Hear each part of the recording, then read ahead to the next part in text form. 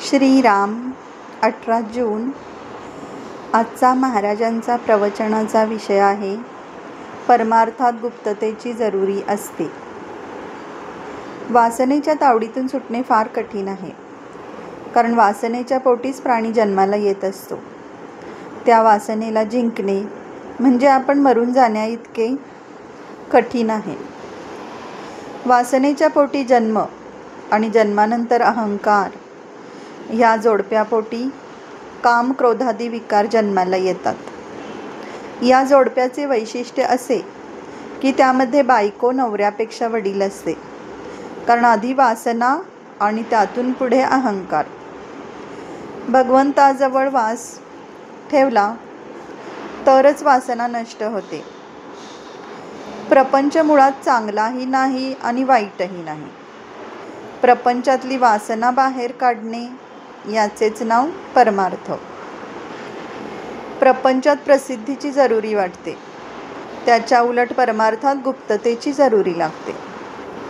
समजा एखाद्या बाईने दागिने हवेत म्हणून नवऱ्याजवळ हट्ट धरला आणि नवऱ्याने तिला हवे असलेले सर्व दागिने देण्याचे कबूल केले, पण अट अशी घातली की जेव्हा दागिने अंगावर घालायचे असतील त्यावेळी ते घालून खोलीची दारे खिडक्या बंद करून आत बसले पाहिजे. अशी अट पाळून कोणती बाई दागिने घालायला कबूल होईल? कारण दागिने लोकांनी पाहण्यातच तिला समाधान आहे. ही झाली प्रपंचातली रीत. परमार्थात याच्या उलट गुप्ततेची गरज आहे. आपली साधना कोणाच्याही नजरेत न येईल अशी खबरदारी घ्यावी, कारण परमार्थाला दृष्ट फार लवकर लागते.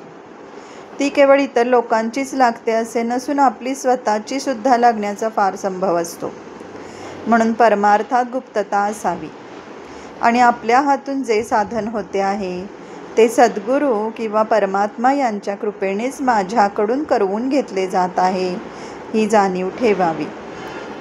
आजारी माणसाने नुसते पडून राहावे, पण औषध मात्र नियमाने घ्यावे.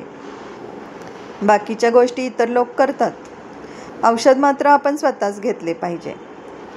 एखादा मोठा राजा घरी जरी झाला तरी कडू औषध दासीला देऊन काही त्याचा रोग बरा होत नाही. त्याचप्रमाणे परमार्थात भगवंताचे स्मरण ठेवण्याचे काम आपल्या स्वतःलाच करायला पाहिजे. उगीच कुणाच्या नादी लागू नये. परमार्थ म्हणजे काय करायला पाहिजे हे नीट समजावून घ्या आणि मग त्या मार्गाने जा. कोणाला फसवू नका, कारण स्वतः फसणे हे जगाला फसविण्या इतकेच पाप आहे. ज्याचा प्रपंचात पाठीराखा परमात्मा आहे त्याचा तो प्रपंचच परमार्थ होतो. उलट ज्याचा पाठीराखा अभिमान आहे त्याचा परमार्थ देखील प्रपंचच म्हटला पाहिजे.